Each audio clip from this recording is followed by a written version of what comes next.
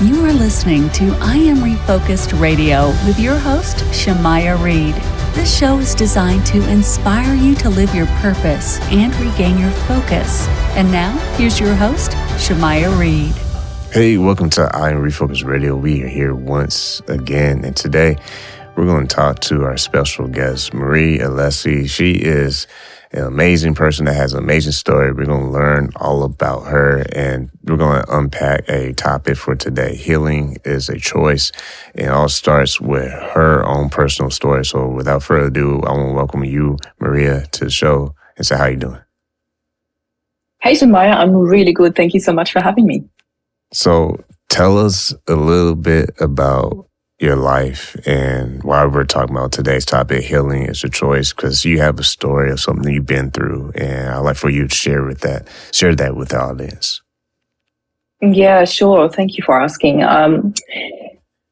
We probably don't have enough time to tell you the entire long story, so I'm going to keep that very short, and I understand when I keep it short, it sometimes comes a bit shocking to people.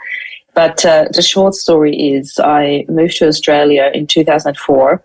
10 months later, I met my husband, and another 10 months later, we were married. So it was an absolute met and we just knew sort of story. And we always stayed that couple, you know, that everybody looked up to, and everybody went like, oh my God, you two, you're so, you know, lovey-dovey and absolutely beautiful. And we really had that sort of relationship, not just on Facebook.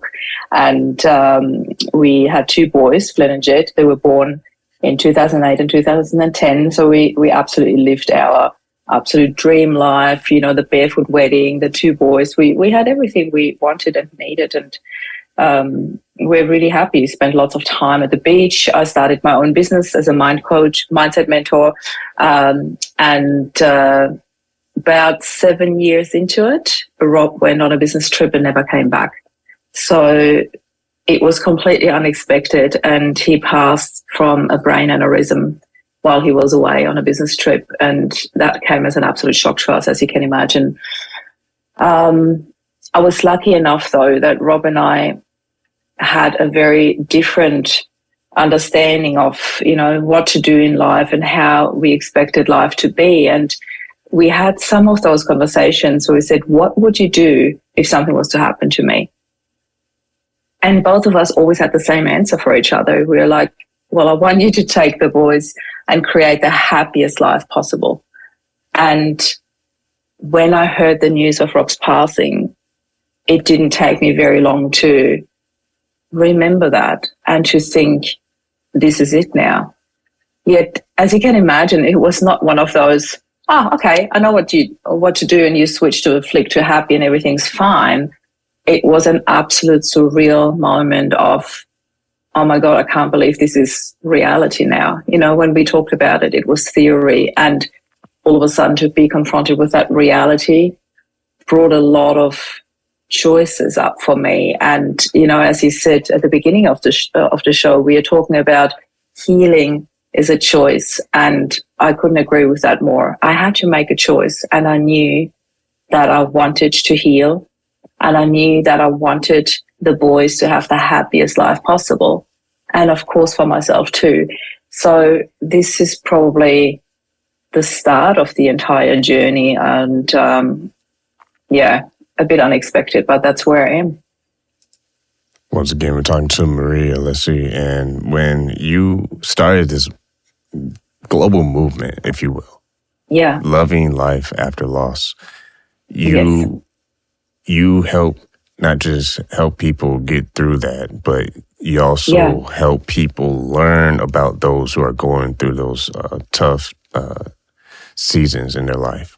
Yeah. So when it comes to grieving, what are some of the common myths that people may not understand come with grief and how we think about it? I think one of the most common ones is that grief will always stay with you. You can't ever heal from grief. And I don't agree with that, because I know that you can. We have done it. And, you know, when you said my global movement, I just want to say that in a very short sentence here, because it's such a profound shift that happened in my life. I actually wrote about our story, how we dealt with grief differently. About 4 months after Rob died, I wanted to share our story with the world. Little did I know that our story became an Amazon #1 bestseller and ranked in the top 100 of Australia. That was so unexpected. And that gave me the idea, that planted the seed for the global movement. So about 5 months later, I turned it into a global movement and started with healing journeys and healing programs and retreats. And I've seen it over and over and over again that people can heal from grief. And for me, I see grief as a visitor that drops in every now and then. And that I'm talking about through triggers or somebody else passing in your life.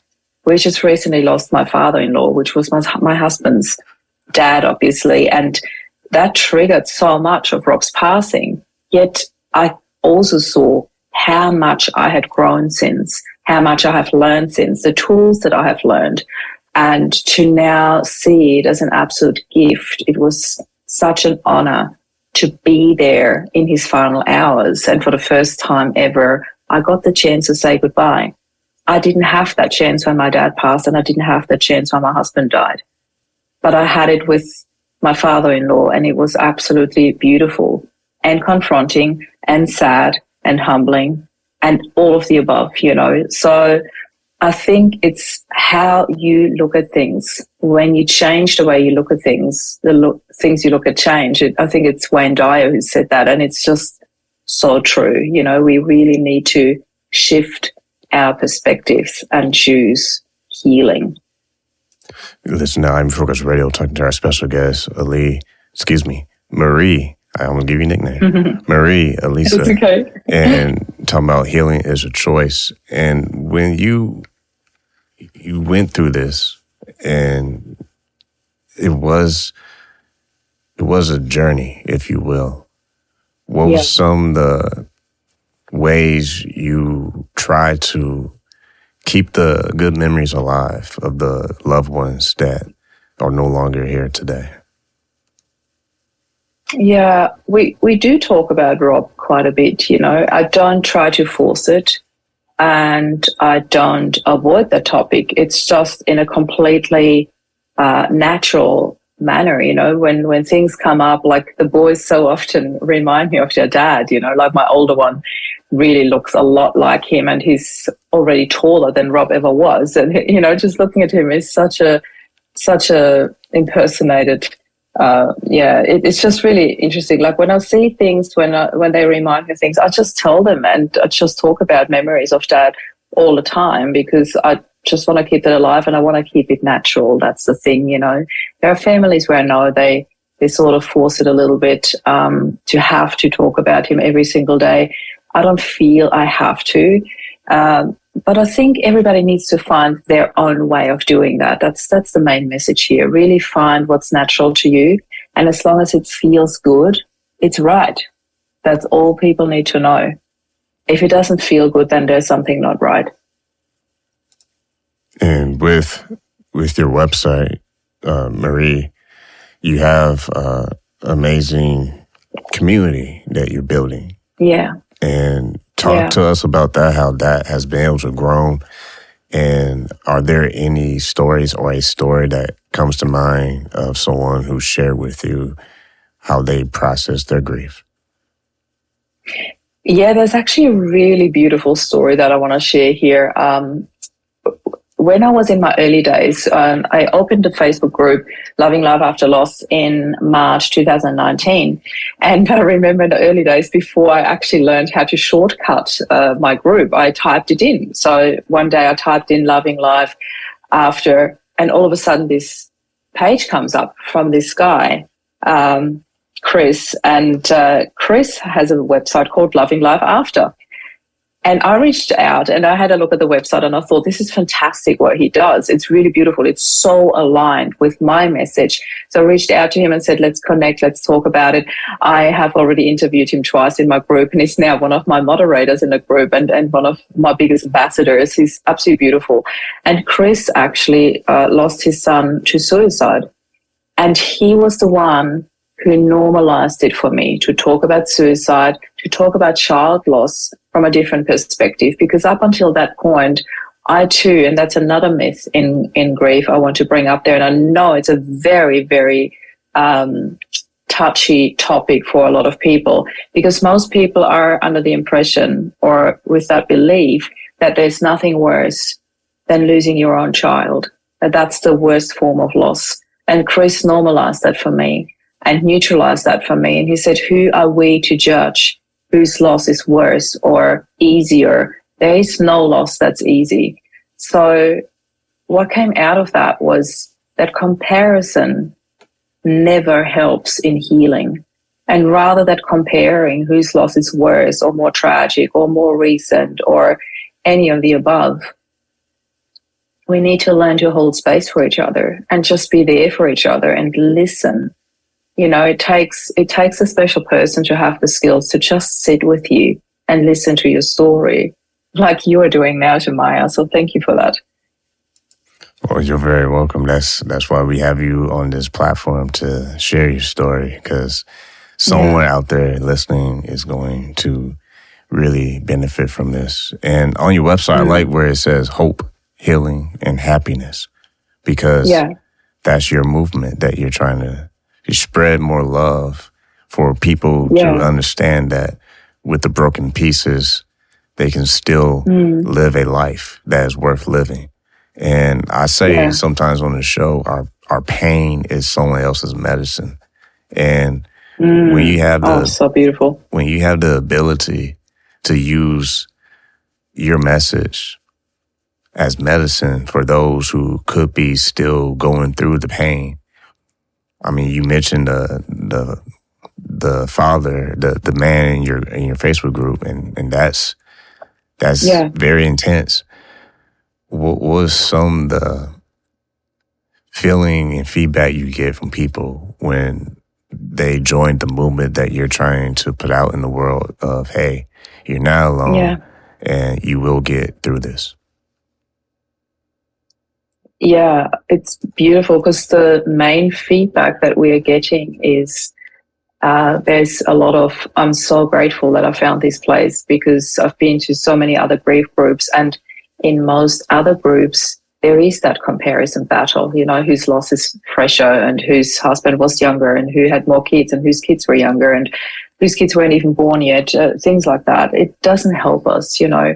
In our group, all you get is love and support, and we have healing journeys and programs and retreats and so many things available for literally every person, every budget. And because we are online, you know, we're doing a lot of courses online as well. People can join from around the world. There's really something available for everyone, even journeys that they can do on their own if they don't want to be with other people. If it's in the really early stages, I'll put a program out there, like a little DIY program that is super low budget, and it's literally just to stop the pain, you know. So I really catered for every level and for every part of the journey and for every budget and for every person. It's just, there is someone available to be there and listen around the clock, because I do have moderators from around the globe. So there's always somebody awake who's there in the group, who keeps an eye out for people. And when you said the broken pieces, there's this really beautiful Japanese art. I hope I pronounce it correctly. I never know how to pronounce it correctly, called kintsugi, I think. And that's the art of repairing broken pieces, like vases, for example, with gold. I'm sure you've seen it before. And it's really beautiful. It's not, when you come to a group, it's not that we negate the grief or negate the pain. We take it and we heal it. And yes, you'll always know about it and remember it. But it's what you hold on to, what counts. Because people always say, you know, where's my choice in this? And I said, your choice is in how you respond to what's being presented to you. Once again, talking to our special guest, Marie Alessi, and healing is a choice. It's the topic that we're discussing. When someone is going through life, one thing that is for sure is that we have choices. And we can't control everything in this world. We can't control, had someone that's on the show not too long ago talking about the rain. You know, we can't control when it rains and when it pours, but we can control how we react to the rain when it starts. And I feel that's the same way with this. When life happens, you get to choose how you respond. You get to choose to say, I'm not going to try anymore, or I'm going to try, or I'm not going to do, or I'm going to do. You don't just go through life without making choices. We all have a choice, but it's up to us to make that choice if we want to love again, if you want to have a life full of purpose. Because if you stay stuck, then what you're doing, you're not really doing anything with your life. But if you want to get unstuck, it's a choice. You have to choose. Like, no one can force you. It's either you do it or it doesn't get done. I agree. And you know what? I want to actually add one more thing to that. There's a next level of choice where a lot of people sometimes don't realize the choices they have made. And I want to mention one example here. There is, in particular, moms. I hear that a lot, that when they are widowed, for example, that I hear, well, I didn't have a choice. I had to do it for the kids. And I always look at them with so much love, because I can so feel what's going on. And I look at them and say, you know what? You have made a choice to get out of bed for your kids, to be there for them, to make their lunchboxes, to get them to school. And there are moms out there, unfortunately, who don't feel that strength within, who do stay in bed, or who do go down a wrong road of, you know, either drug or alcohol abuse, or worst case scenario, even suicide. There are all these cases out there. We all know about them, and it's important to talk about this. So if you are here talking to me about, well, I had to because of my kids, I want to reframe that for you and say, you chose to. And I want you to own this, because you've done something amazing that not everybody has done or has chosen to do. So if you're talking to me and you're doing it, I want you to honor that. I want you to honor the choice that you have made and that you are making every morning. Please own that. It's so important. We're talking to Marie Alessi, and she is an influencer, speaker, and author. She is on the show talking about healing is a choice. Her website, Loving Life After Loss. The address is mariealessi.com. When you look at life, you look at where you were, and you look at where you are today, how much have you seen as far as growth from where you used to be to where you are today? Not just sharing your story, but helping everybody to get through their pain. Shemaya, I say that from a really humbled space. I have experienced so much growth over the past 4 years that I probably haven't in the 40 odd years before then. You know, I had a chat to a really close friend the other day, and we talked about something that happened like 2 years ago, and it was really incredible. I said to her, I can't believe how much I have outgrown that situation. And we literally used that word, you know, outgrown. And we shared a few memories from her and myself. And it was really incredible. Like, adversity gives you so much opportunity. It's, again, a choice whether you look at the opportunity or whether you look at the pain. But every adversity comes with an opportunity and with hidden gifts. And I talk a lot about the hidden gifts in adversity, and I choose to find them and I choose to honor them, because my husband paid a very high price for them. So I really want to honor these gifts that I have received throughout. And there's an amazing strength, and there's amazing intuition, and also this global movement would have never happened without Rob's passing. And I can see the knock-on effect, the ripple effect it has on the world, and how thousands of people have found new hope and a new way of looking at things just by being in our group. And that in itself is just incredible. So there was an enormous amount of growth, and I'm very humbled and very grateful for where I have come to. And you mentioned that word adversity. There's a quote by Zig Ziglar, and he said, sometimes adversity is what you need to face in order to become successful. And if you think about it, it's because, well, this is just disclaimer. This is Shemai talking, not him. But what I take from that is sometimes you need challenges to help you focus on the details in order for you to actually grow. Because challenges kind of makes you zone in and say, okay, let me really get to the point versus fluff it, estimate, guess, or whatever. There's no guessing because it's like reality hits you.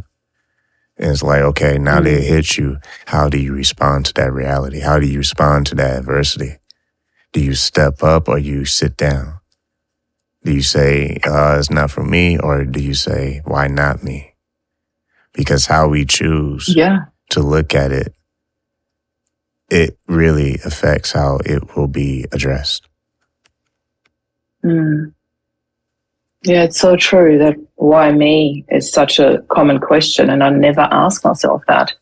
But one day somebody said exactly that to me, that when they asked themselves that, they came up with, well, why not me? Why would it be somebody else? Why not me? And that's really interesting. But I never ask myself that question, but I truly agree with that. The challenges are really the one thing that make us grow in our lives. Man, it's been great time. Great time talking to you, Marie, and about this topic. Healing is a choice, because, I'm gonna go back at it again. I'm gonna keep just harping on it. We all have a life to live. And it's funny I'm saying this because I said this a few times on the podcast, but every now and then I'll bring it up. But, our life is a blank canvas, and our gift is to paint. But in order for us to leave our mark on history, we must act. Because if you don't act, you're not putting your paint on your canvas. Because we're so afraid to make mistakes. But what people don't understand is your life, your canvas becomes your masterpiece. So everyone will look at it, and that's your way of your legacy. Because your gift put into action will leave your mark on history. And that's something that we all have the power to do. But sometimes we underestimate our potential, and therefore we settle. But once again, to this topic, healing is a choice. You get to choose, I'm going to be better. Imagine you wake up every day and you just say to yourself, I'm going to be better. And before you know it, you don't just say it. It's not just abstract, but you actually have a strategy. You look for your reality, right? And then you figure out, how do I need to become better? Okay, what's next? What must I do to be better? What must I do now at this point in my life to grow? Like a flower, it blooms, but it can also be destroyed. But if it gets destroyed by our choices, if we still have air in our lungs, it can definitely survive. Because if you have the potential to do things in life, you first have to act on it and believe in it. Because the moment you stop, that's when it's over. See, when you say I quit, boom, you're right. Yeah. But when you say not so fast, it ain't over yet. There's still some time on the clock. Imagine what we will do with our choices when we understand our true potential to really go further in life that we never even knew we could be, but it was already in there. It was already potential in there. We just have to grow, and we just have to believe and choose. Yeah. Man, once again, It's beautiful. you've been listening to I Am Refocused Radio. I know I went on a little tangent there, but you've been listening to I Am Refocused Radio, talking to Marie, Alessi, and Healing is a Choice. People want to join your movement and really push this. I think it's a great thing you're doing. How can they connect with you and talk to you online? I think the best way is definitely through my website, mariealessi.com, because you've got everything on there. You know, you find my books, my TEDx talk, my programs, my group, and there's also on the contact page, you can just fill out a form and book a chat with me and just reach out. I really encourage everyone, if that speaks to you, just reach out today. Just put in your name, your contact details in a form, and we jump on a Zoom call. And it's just a very quick call to connect and to see what is the best way forward for you. And I'm more than happy to do that for anyone, just to sit with you, hold space, listen to your story. It's a very short call, and there's so much you can change in your life in 10, 15 minutes.